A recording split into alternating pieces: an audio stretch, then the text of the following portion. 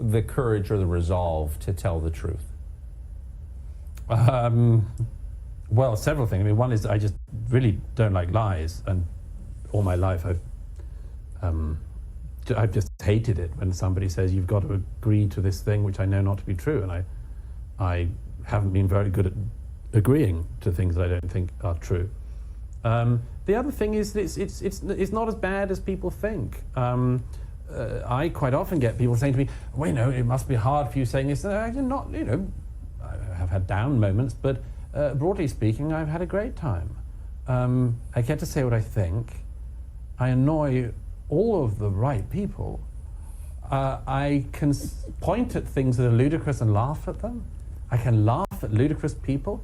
When people who are clearly ridiculous say, how dare you ridicule me, I think, well, why not? There's nothing I'd rather do. So I think too much emphasis is made on the beleaguerment of people who say what they think and who go against the flow and who go against consensus. I think that's overdone.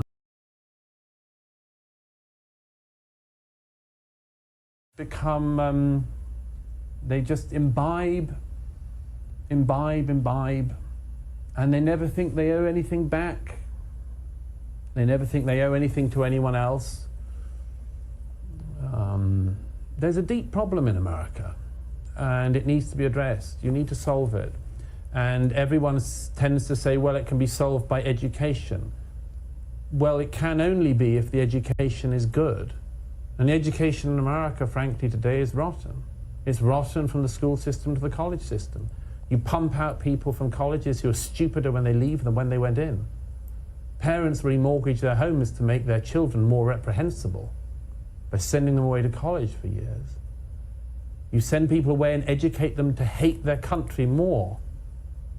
You give bursaries to people who will come out the other side of it disdaining the country more than they did when they went in.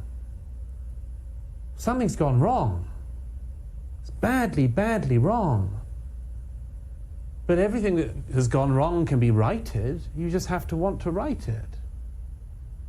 And you have to say it out loud so you know what it is. I wonder, does it take, as you suggested a second ago, a kind of a decision by a lot of people to stop participating in a system that's destroying them and their families?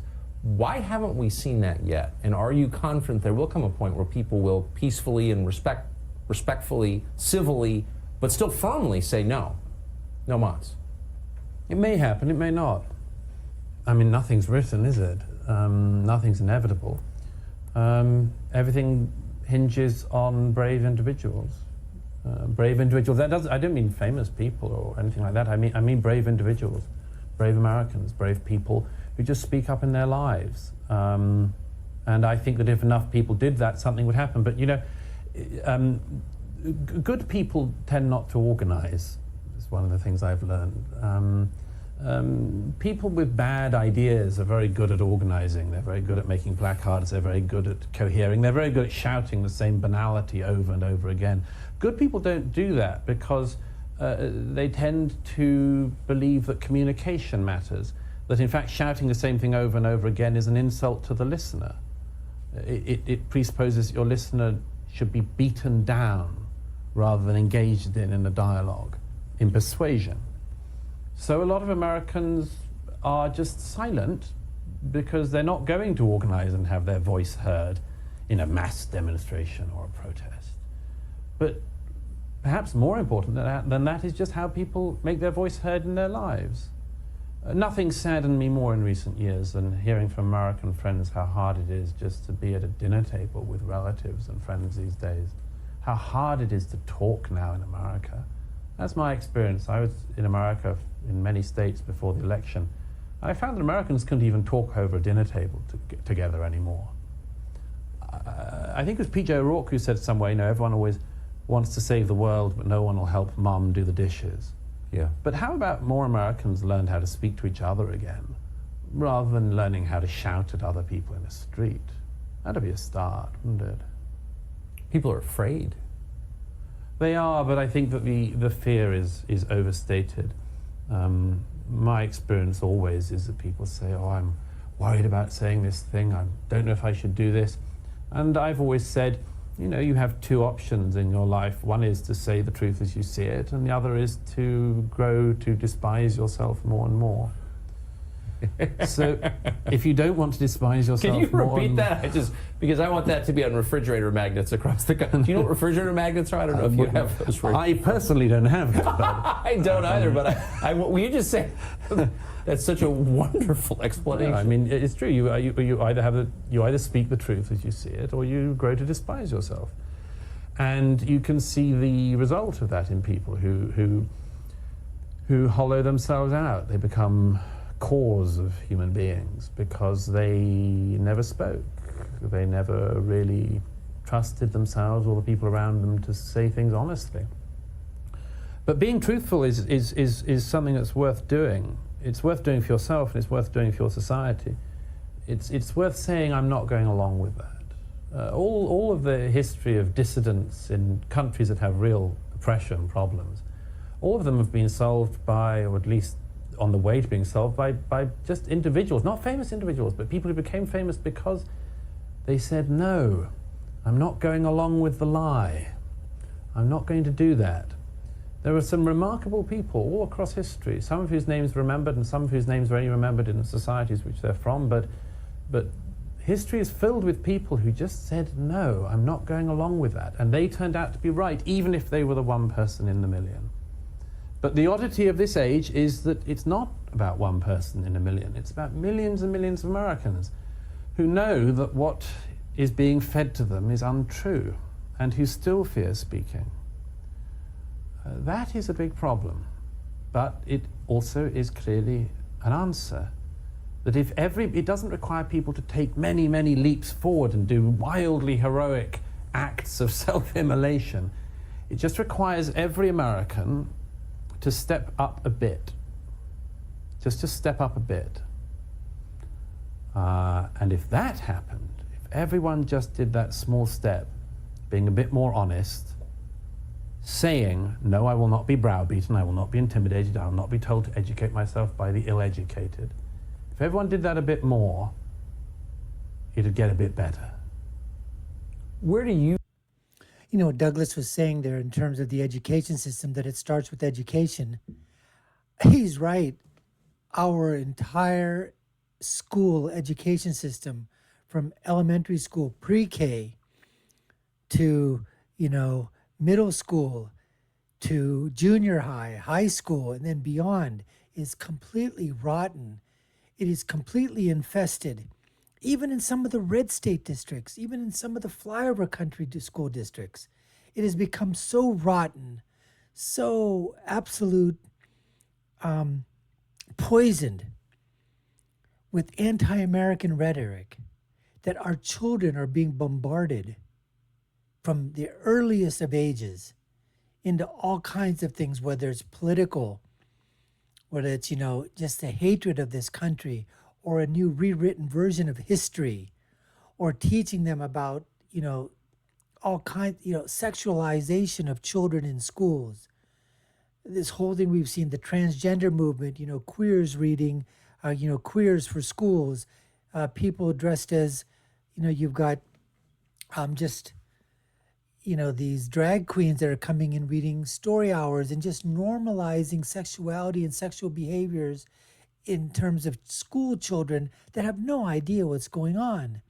And then you pile on top of that American exceptionalism was just a fake. It was a fraud. America is not exceptional. That everything that America has, everything that America has done, everything is, evil, contemptible. The sins have never been washed away and continue to, linger, and will continue to be a part of this country. And that's what's happening. So how do you teach that in school? That's why millions of families have said, you know what, screw the education system. We're going to homeschool. And what we need to do is, and it's going to take a long, long time, because the number of universities and colleges that are out there right now that are leaning left versus those that are out there that are right. You could count the number of universities, I think, probably on your hands, maybe just one hand, I mean, Hillsdale College comes to mind, but after that, which one? I mean, even some of the Catholic institutions, the Christian institutions, the Jewish institutions, even some of those have become so perverted in terms of social justice warrior and virtue signaling and everything. And you're looking, really, that's Christian, that Judeo-Christian teaching? Really? Unbelievable. And then when Douglas was talking about the fact that, I think there's another saying, I don't know who it's attributed to, but a man being silent, a man who does nothing is a man who was silent. I mean, the fact of the matter is, if you don't speak up, you will grow bitter. You will feel resentful towards yourself because you say, I should have, why didn't I say something? I should have said something that time. I should have said it. I should have told him no. I should have told him no. I'm not saying that. I'm not listening to that. I'm not thinking that. You're wrong. I won't do it. I refuse to do it. And you walk away, you don't say anything. And then it festers with you because you're thinking, man, but what is it that's scaring you? What's the worst that can happen? You're already ticked off. You're already pissed off. You already don't like the fact that somebody said something to you that said, you've got to do this. You've got to believe this. You've got to, follow this. You're already inside.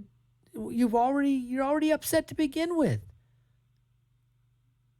How much more is it going to be to say no to the person and that person gets upset?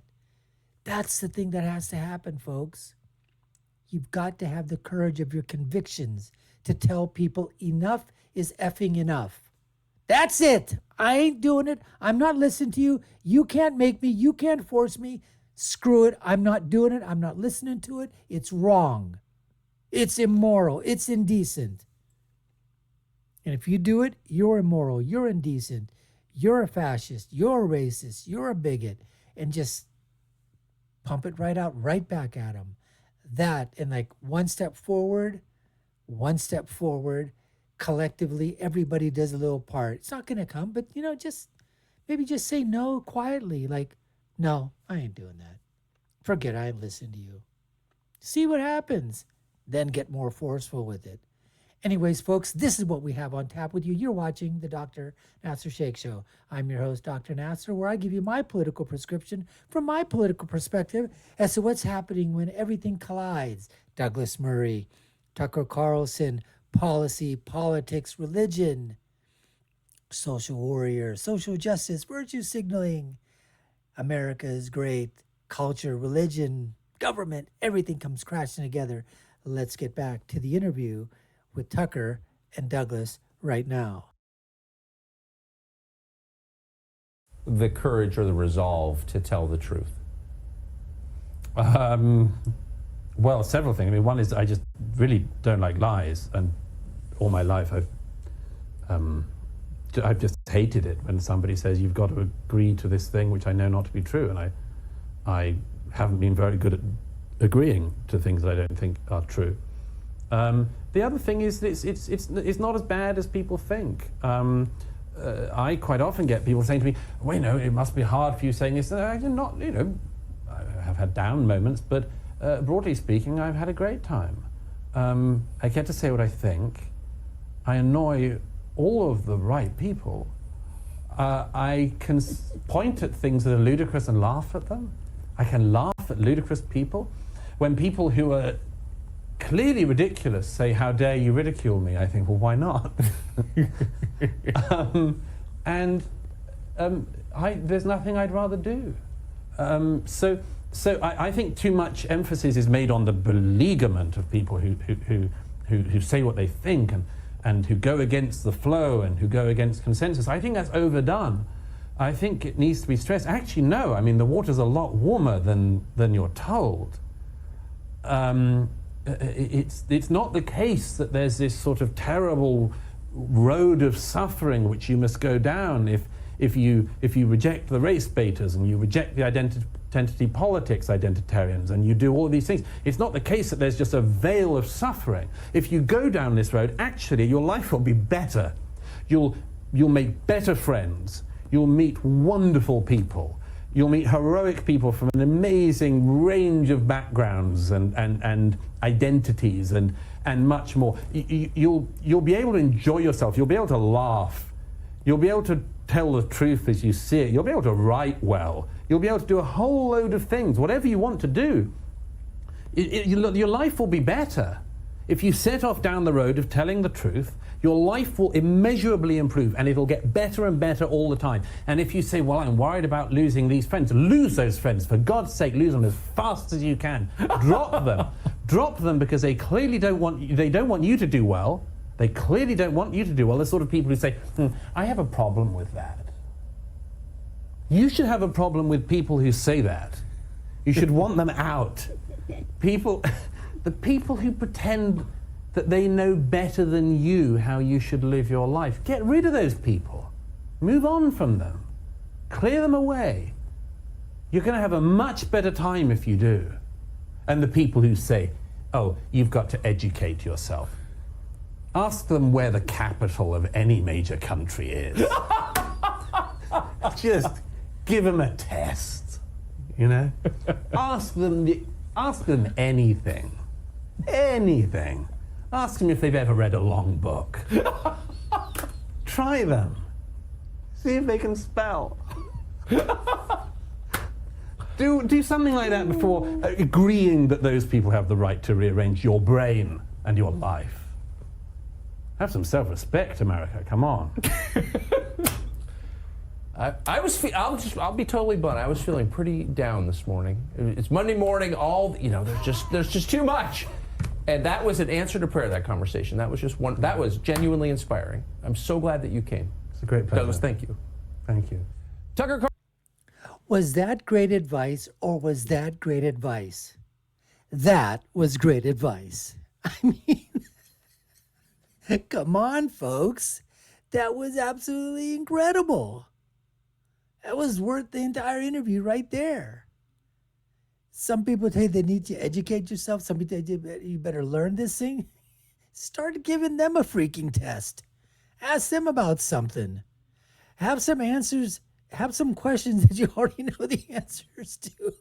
Have them ready in your repertoire, in your toolbox, so you can throw them out there and say, okay, really? Have you read a long book? Have you read a short book?